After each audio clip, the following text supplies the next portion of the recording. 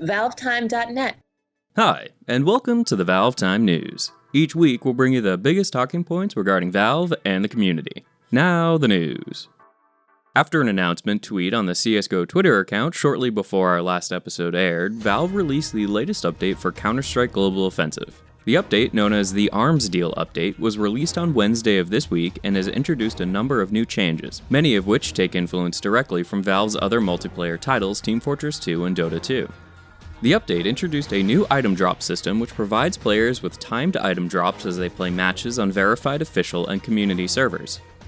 In a manner identical to Team Fortress 2, players can only receive a certain number of item drops in a week before the drop system resets every Sunday. Unlike the cosmetic items and alternate weapons of Dota or Team Fortress, Counter-Strike Global Offensive currently only features minor skin alterations for the existing roster of weapons, including camouflage, quirky redesigns such as lightning or flame themes, and over 100 more. Weapon cases, which function as Global Offensive version of crates and chests, can be unlocked using a key purchased from an in-game store located on the main menu and, once opened, will reward the player with a rare alternate skin for their weapon of choice. These new crates include the introduction of unique esports weapon cases, which have been designed to help support the community by providing upcoming competitive esporting tournaments with prize pool funds in a manner similar to Dota 2's recently expired interactive compendium. Every time a player purchases a key for an esports case, a percentage of the sale will be used to fund upcoming CSGO tournaments across the globe. Alternative stat track items function as Counter-Strike's take on the strange weapon variants found in Valve's other multiplayer titles, and will record every kill a player makes with a weapon before visually displaying the figure somewhere on the model itself and the player's heads-up display, as shown in the preview images currently being shown on screen. More interesting, however, is the reintroduction of the silenced M4A1 rifle and the USB tactical pistol, both of which have made their return from Counter-Strike's source after continued community demand since Global Offensive released almost exactly 1 year ago. In order to balance these new weapon types, the silent versions boast less recoil, better accuracy, and minimal noise output at the cost of significantly reduced clip sizes when compared to their older standard cousins. The update page also hints at the updated functionality for the Steam Workshop, as users will be able to create and upload their own weapon skins and custom knife models to the CSGO page, and like Dota 2 or Team Fortress 2, popular submissions may be officially introduced to the game in future updates. The game's recently updated main menu now features an inventory page which players can use to modify their loadouts and to check out their weapons, skins, badges, and other items in an extreme close-up. If you're looking for more information about this rather substantial update for Counter-Strike Global Offensive, be sure to check out the announcement blog post, the update page, and the Arms Deal FAQ, the three of which should be able to answer any and all remaining questions you may have. And no, this update does not mean Global Offensive is now free to play. For this week's discussion, we would like to hear your views on the new update for Global Offensive. Are you happy with it, or do you not care for this kind of content? Don't forget to explain the reasoning behind your opinions, as we want to hear your views. After just over a month of silence, the Left 4 Dead blog received a brand new update on Friday of this week, which announced the arrival of what is being dubbed a community update.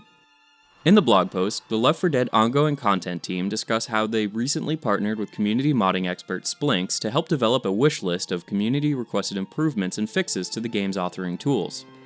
These changes include the introduction of new zip folders containing all compiled files and templates used to create each item, weapon, special infected, and survivors, the inclusion of skeletal rigs and animation scenes for the survivors in Autodesk Maya, and a number of tutorials over on the Steam Community Guide section.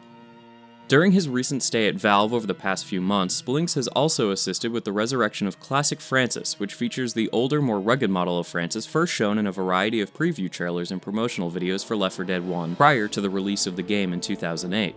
This is probably a big deal for you fans of the pre-release versions of the game, so while Valve aren't promising they can find or repair any of the older models for Lewis, Zoe, or Bill, they have uploaded Classic Francis to the Steam Workshop for those of you who would prefer to see the survivors look like, well, the filthy homeless people that they once were. Valve also mentioned that this update is just the first of its kind, so expect to hear more from Splinks and the Left 4 Dead team in the near future for more modding updates. Following on from the release of the first newsletter several weeks ago, the high school intern team in charge of Valve Pipeline recently released a major update to their website alongside the reveal of 2 brand new videos. The newly updated website, shown here, now features a Meet the Team page which introduces the interns and designers behind the initiative, a Valve Pipeline Steam group, and a new videos page, the release of which has been celebrated with a pair of interviews featuring Valve programmers Michael Abrash and Tom Bowie. In the interviews, Tom Bowie discusses programming in general and how he managed to get started in the industry, while Michael Abrash discusses his involvement in the gaming industry over the past 30 years, his work with Valve's virtual reality pursuits, and how he views the future of video games. At around 6 minutes apiece, both interviews are well worth a watch if you're looking to learn more about how a pair of Valve's best programmers got their start in the industry in two very different time periods. We just hope they'll drop the unnecessary Instagram-style filters and the weird chopping jump cuts for next time. Alternatively, we recommend checking out the Valve Pipeline website itself if you want to find out more about the teenage interns behind this continually evolving project.